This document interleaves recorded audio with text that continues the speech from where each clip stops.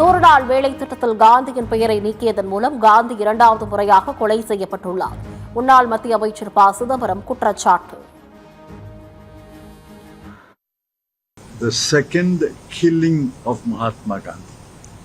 2வது முறை மகாத்மா காந்தியை கொல்கிறார்கள் என்று நான் மிகுந்த வருத்தப்பட்டு எழுதியிருக்கிறேன்.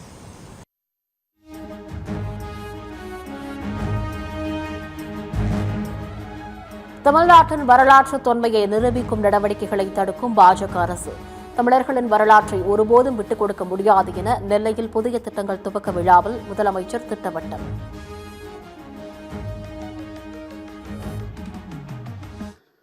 தமிழர்களுடைய வரலாற்று தொன்மையை நிரூபிக்கக்கூடிய ஆய்வுகள் எதுவும் நடக்கக்கூடாது. மீறி நடந்தாலும் அந்த ஆய்வு முடிவுகள் வெளியிலே வந்துவிடக்கூடாது. நம்முடைய கடமையிலிருந்து நாம் பின்வாங்க முடியுமா? நம்முடைய வரலாற்றை விட்டு கொடுத்திட முடியுமா? நிச்சயம் முடியாது. 100 நாள் வேலை திட்டத்தை முடக்கும் பாஜக அரசுக்கு எதிராக எதிர்க்கட்சித் தலைவர் குரல் கொடுக்காதது ஏன்? போலி விவசாயி எடப்பாடி பழனிசாமி என முதலமைச்சர் மு க ஸ்டாலின் கடும் விமர்சனம்.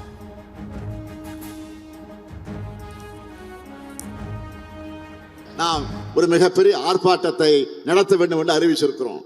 மூச்சு விட முடியாமல் இருக்கிறார். யாரு? போலி விவசாயி பழனிசாமி. நானும் கேடிதான், நானும் திருடன் தான் சொல்ற மாதிரி நானும் விவசாயி தான் சொல்லிக்கிட்டே இருக்கிறதா இது வரைக்கும் வாய் திறக்கல.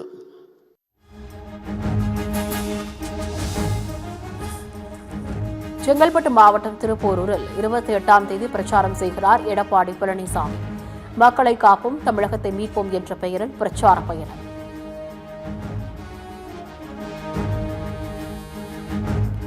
நாடு முழுவதும் வருகிற 26ஆம் தேதி முதல் ரயில் கட்டணம் உயர்கிறது. ஒரே ஆண்டில் 2வது முறையாக ரயில் கட்டணம் உயர்வதால் பயணிகளுக்கு கூடுதல் சுமை.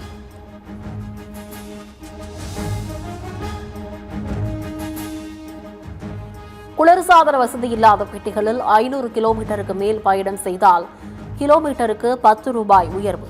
சீசன் டிக்கெட்டுகளுக்கு கட்டண உயர்வு இல்லை என ரயில்வே அறிவிப்பு.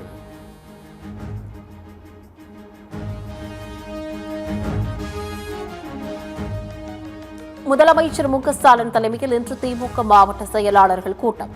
தமிழகத்தில் 97 லட்சம் வாக்காளர்கள் நீக்கப்பட்டுள்ள நிலையில் முக்கிய ஆலோசனை.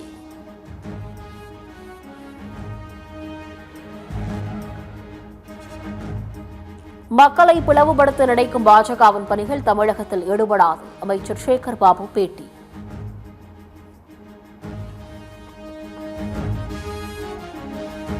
நாட்டில் போலி பல்கலைக்கழகங்களின் எண்ணிக்கை 25ஆக உயர்வு. போலி பல்கலைக்கழகங்கள் வழங்கும் சான்றிதழ் செல்லாது என யுஜிசி எச்சரிக்கை.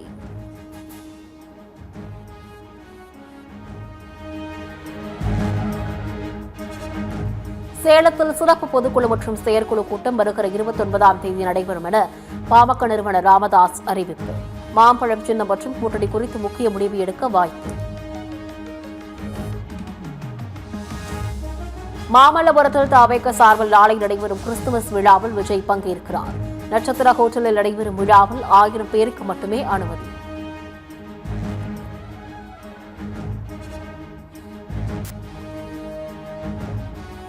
சென்னை அருகே மயக்க மருந்து கொடுத்து கல்லூரி மாணவியை பாலியல் வன்முறை வழக்கில் மருத்துவர் கைது. மருத்துவரின் செல்போனை பறிமுதல் செய்து போலீசார் விசாரணை.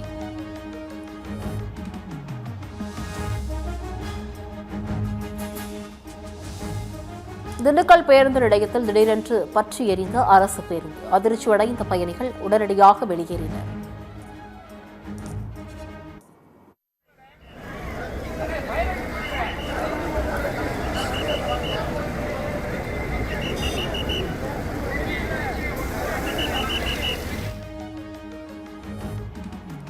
மேற்கு வங்கத்தில் ஊரக வேலைவாய்ப்பு உறுதி திட்டத்திற்கு காந்தி பெயரை சூட்டினார் முதலமைச்சர் மம்தா பானர்ஜி. 100 நாள் வேலை திட்டத்தில் காந்தி பெயரை நீக்கிய பாஜக அரசுக்கு பதிலடி. வங்கதேச வன்முறையில் 7 வயது சிறுமி உயிருடன் எரித்து கொலை செய்த கொடூரம். வன்முறை கும்பல் தீ வைத்ததில் வீட்டிற்குள் சிக்கி சிறுமி உயிரிழந்த பரிதாபம். வங்கதேசத்தில் உள்ள இந்தியர்கள் பொது இடங்களுக்கு செல்வதை தவிர்க்க வேண்டும். வன்முறை நீடிப்பதால் இந்திய வெளியுறவுத்துறை அறிவுறுத்தல்.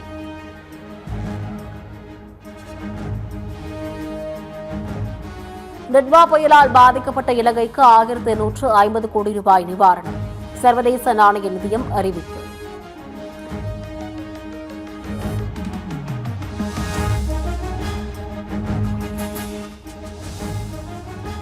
ஆஷஸ் 3வது டெஸ்ட் போட்டியில் இங்கிலாந்து 82 ரன்கள் வித்தியாசத்தில் வீழ்த்திய ஆஸ்திரேலியா.